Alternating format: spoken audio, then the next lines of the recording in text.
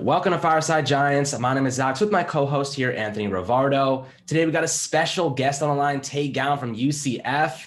Super cool to have you on, Tay. How you doing today, my friend? I'm doing pretty good, man. Thanks for having me on, man. It's a blessing. Yeah, absolutely. We're excited to get to know you, know you about your football, your background, your history. But just to dive into things, we know you took a year off from COVID with everything. Because I know your daughter had some health complications when she was born. And I commend you for that.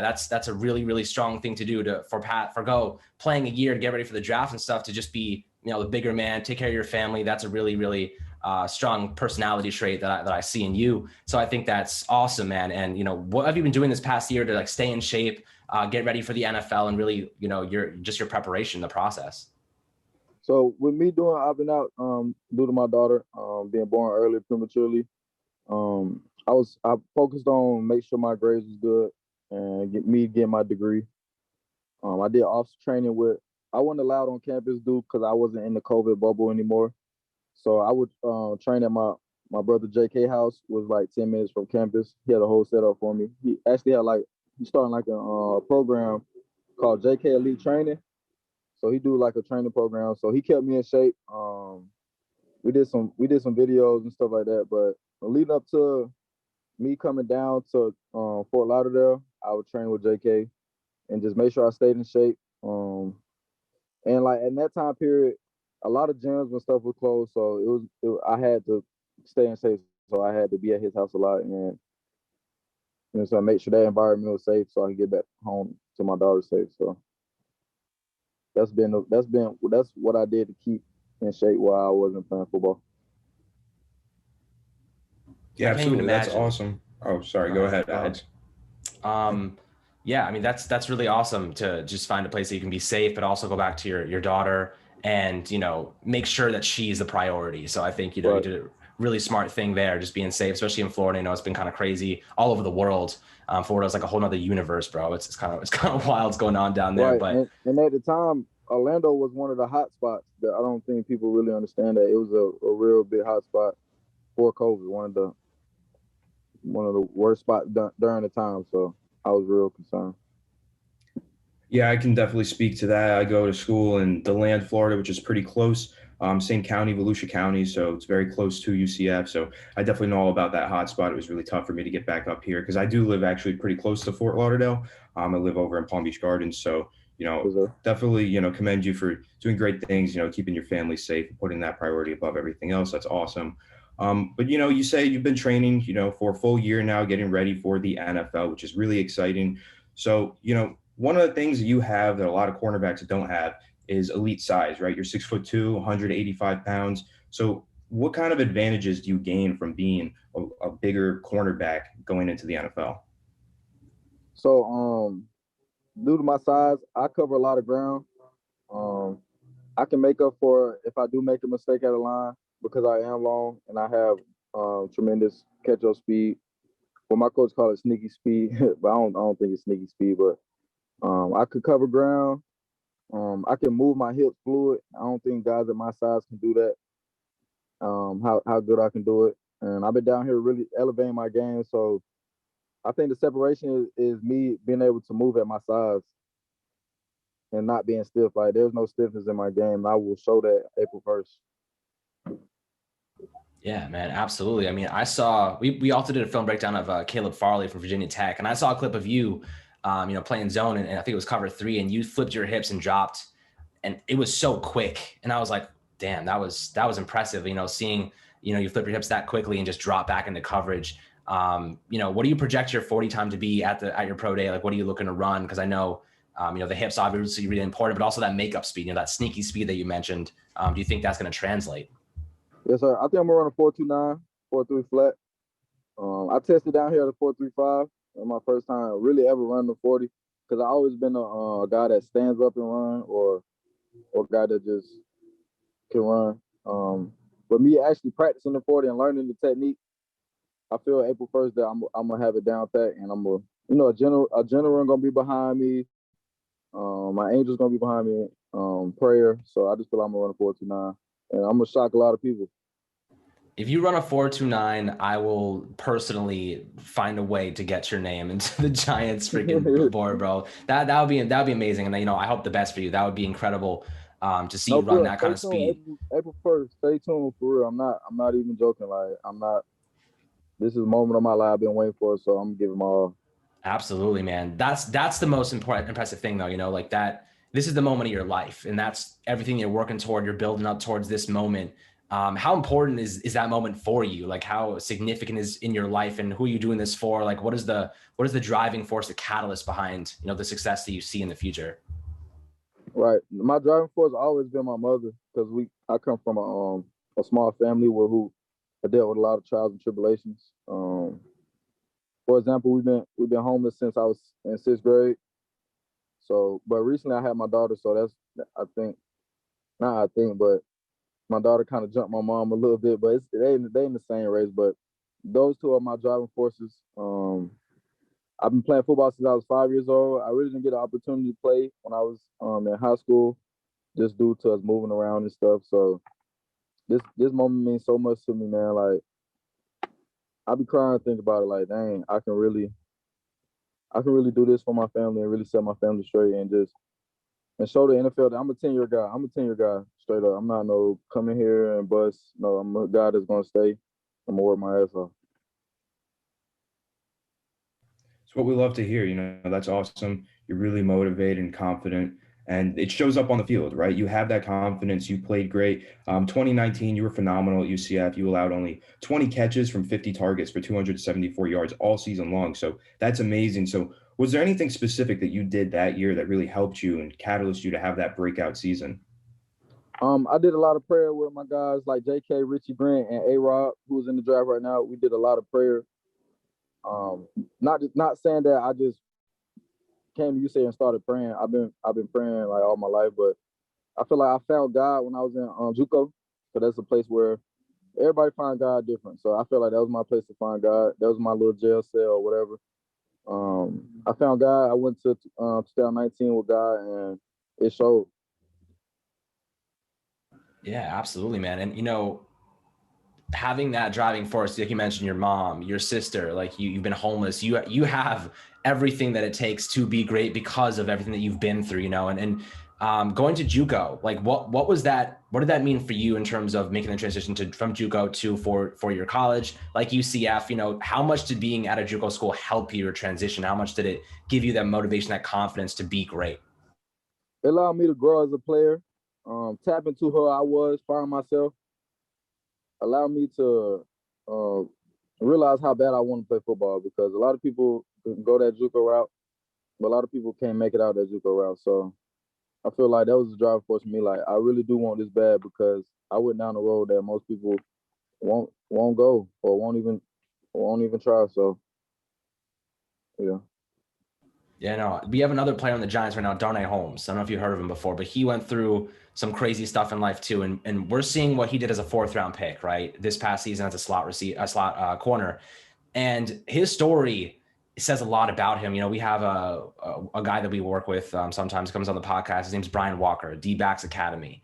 And he trains Jabril Peppers, Darnay Holmes, and Xavier McKinney. So shout out to Brian. But he, is telling us that greatness, that mentality of having gone through stuff like that in your life is sometimes the most impactful thing, is sometimes what makes people great, what makes players, separates good from great. Just the mentality. Half the battle is your mind. You know what I mean? Like, do you see it that way? Do you think that just, the mentality is 50% of the battle, even more? Or do you think like, your physical traits will take you where you want to go? I feel like you said it right on point. That mental aspect of the game is very important. I feel like I was being prepared for these kind of moments. So the mental part is a big part of your game.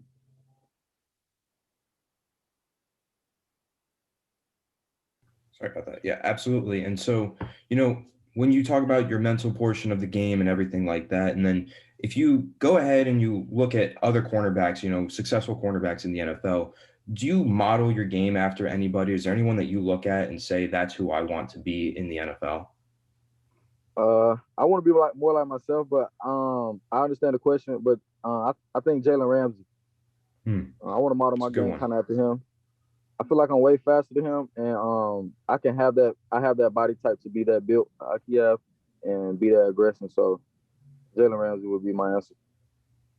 Jalen Ramsey is, one of the best man coverage cornerbacks in the NFL. Is that how you see yourself? Do you think that you fit better in a man coverage scheme, or would you be better playing in a zone, maybe cover 3 scheme?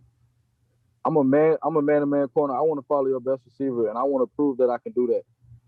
In zone, that's how I get most of my picks because I love zone. Like that's how I get my picks in zone. So I can do both. And I like to be in your face. I don't really like playing off man. I want to be in your face. Yeah, I saw use that. my length to my advantage. So there's not Absolutely. too many reps you're gonna see me playing off, but I can't do it. I want to let NFL teams know I can play off man, but I'd rather be in your face, disrupt your timing, and get my hands on the ball. Zone is fun for me because I'm gonna get picks. don't put me in no zone. I'm gonna get picks. Absolutely, man. And, I actually have a good question for you. Like, let's say you're talking to an NFL scout and he asks you, what are your 3 biggest strengths and what's your biggest weakness? What would you say is your biggest weakness, but also your biggest strengths? This is, something that just to get an idea of like how you see yourself as a player, where you need to grow and where do you think, you're going to put all that time and effort into refining portions of your game. Right. I think my biggest weakness, looking at the 2019 film, I got sent on some blitzes where I feel like I could have bent the edge a little better, or I could have came harder, or my ankle could have been better. I feel like I can be a corner blitzer. I want to add that to my game where I can sneak up and impact the backfield like that. I think one of my biggest strengths is being able to be a ball hawk. Like if you watch my JUCO film, I had 6 picks. Like I'm catching all type of different picks, like in ways like I don't think most people can catch it. But then even my first game at FAU, I did a toe tap interception. Like I'm a ball hawk, so when the ball's in the air, it's mine. Yeah, absolutely. Let's say you're on the Giants and you're in practice and you see Saquon Barkley coming around the edge. How confident are you, against the run and coming up and being aggressive and tackling a guy with thighs like tree trunks? Like how confident are you that you can come up and make a play on a guy like that? And do you feel as though your technique is in a place where you can make that happen at the NFL level? Yes, sir. I do feel like I can tackle Saquon. I'm not ducking no smoke. I'm not ducking anybody. I only fear God, so I'm not worried to be how big you are or anything like that. I can say that me being in the NFL, I will get better at tackling and I will get better with developing my body. So I feel like tackling won't be a problem. And I think I want him to be more scared of me in the time of my career if that ever comes to it. Absolutely, man. I mean, that's the goal, right? The goal is to be tackling Saquon Barkley because that means you're on the field. That means you're starting. That means you're playing that man press cover corner. But I love that. I love the fact that, you're like, I want to be in the guy's face. I don't want to be playing off ball. I want to be, against your best cornerback. And, with Patrick Graham, our defensive coordinator, he is a guy who loves to play man coverage. He's a guy that loves to get in your face. And they had to play a lot of zone last year because of that lack of talent at CB2. And are you okay with, working your way up through special teams and, through the gauntlet and then getting to a position and getting that opportunity? Is that something that you're cool with and, just making your way up through the roster? Man, I need an opportunity at the end of the day, whether that's special teams, whether that's my bad, my kind of screen went out. Whether that's practice squad, whatever. I'm gonna work my way up, man. When I'm not gonna be denied. So wherever they want to start me out of, I'm gonna give the team my all. Because I feel like this: if you draft me and you believe in me, and this is my new home, I'm gonna do everything to make my new home a better place. Like, because I'm big on loyalty, so that means like I'm gonna be here for a minute, and this is the team that believed in me. So that's whatever I gotta do to make it. And I got an example for that. At Miami High, my freshman year, I was supposed to get surgery as soon as I got there. I waited to my 6th game because I was given a first team looks at while I was on practice squad. So I pushed my surgery back to help the team. So I'm not a selfish person at all. Yeah, I love that. I think, you speak with such passion for the game and you clearly have a love of football and you're inspired and you really just want to be the best, right? And so what separates you from other cornerbacks in this draft class? What would be their main selling point? Why would a team want to draft you? Because I'm gonna shut that half side of the field down. Point blank period. You're not. I'm gonna take all the stress off the coach. Like this side is gonna be okay. I don't know about the other side, but this side right here is gonna be okay. I promise you that. Yeah, man. I mean, look, at the NFL level, you're going to be facing off against some just incredible talent. Is there anything in your technique as a man cover corner, things that you have to improve on? Or what if they try to move you into the slot? You're mirroring a number one receiver. Is there anything in your game as a press corner that you think you can improve on? And obviously there's a lot of different receivers at the NFL level, guys that are physical, guys that are big, like Julio Jones, that maybe you have to cover. They can go up and make 50-50 catches. Is there anything that you think in that aspect of your game that you're going to have to face off against some more agile, bigger guys? Anybody that you think might give you a harder time? Just trying to get an idea of where you can improve, because that's the big goal. That's the big thing. Once you get to the NFL level, those guys are all pro. You're facing off against professional guys. They are amazing. So right. Is there anything in that respect that you think you can improve on? Anybody that might give you some problems that, maybe you look at and say, this is where I got to improve my game to lock them down? Right. I think that point in my life is going to be more about how much film I watch and how much I know what these type of guys going to do. I don't feel like any receiver going to give me a problem like that. That's just the confidence I have. Like I said, what they see on April 1st, and to me, first time getting on the field, it's gonna be two different people. So yeah, I feel like I'm just tapping into what I can really do. But mind you, my football really been short. So once I get my foot in the door for real and be able to train how like 24/7 and just lock in how I know I can lock in, with no words, I don't feel like nobody gonna give me a problem. But I'm not perfect. You know what I'm saying? I will get caught on, whatever, but it's going to be once in a blue moon. Absolutely. And, the draft is just over a month away. We're inching closer towards the final day, right? The big day for you, the NFL draft. So I've seen you shooting up draft charts, like Pro Football Focus now has you as their number 5 cornerback in the class behind, all those big name guys who have more experience or whatever. You're just shooting up draft boards. Your name is being brought up more and more. How exciting is that? And how much confidence does that give you leading up into the NFL draft next month? And man, it's so exciting. It's a blessing because I come from nothing, and I just come from hard work, man. I come from a place where like nobody believed in me, nobody invested in me, nobody really thought I'd be here, and I just really betted on myself. Like I put everything on the line for myself. Like, so it's so exciting that, and I get so much motivation to my hometown, my youth. We're like, dang, this man really beat all the odds against him. And even with the COVID situation, man, like who would have thought? Like a lot of people, like who would have thought I would make that move for my family, or who would have been selfish and not, you know what I'm saying, and still didn't like. It's so exciting to answer your question. It's so exciting. Yeah, man. I mean, look, if there's anybody I want to succeed in this draft, it's you, man. Just hearing your story, everything that you've been through, you're the type of person people root for. And I can tell you right now, everything that you've said to us screams to me that you're going to give it everything you got. You're going to be, number one. You want to be that number one corner. And I think, a team is going to take a good chance on you, and it's going to be awesome to hear your name. I'll be for sure watching. And I'm excited to talk to you after the draft. But if there's anything you want to tell an NFL team right now, what would it be? I would want to let them know that when I came to UCF, I gave it my all. I didn't start right away. I didn't complain. I didn't cry about it, even though I felt like I earned a position. An unfortunate situation happened, and I stepped up. People that's been there in that defense for a long time, they knew everything. I stepped up right away. A lot of pressure was on me. I didn't fold. A lot of people worried that I wasn't gonna step up into this role that I did, and I exceeded expectations. So I want to tell NFL teams, whether I'm a day one starter or a later in the role year starter, I'm going to step up, and it's going to be the best thing that happened to the team, or one of the best things. I don't want to make it about me, but I'm gonna do my part. Man.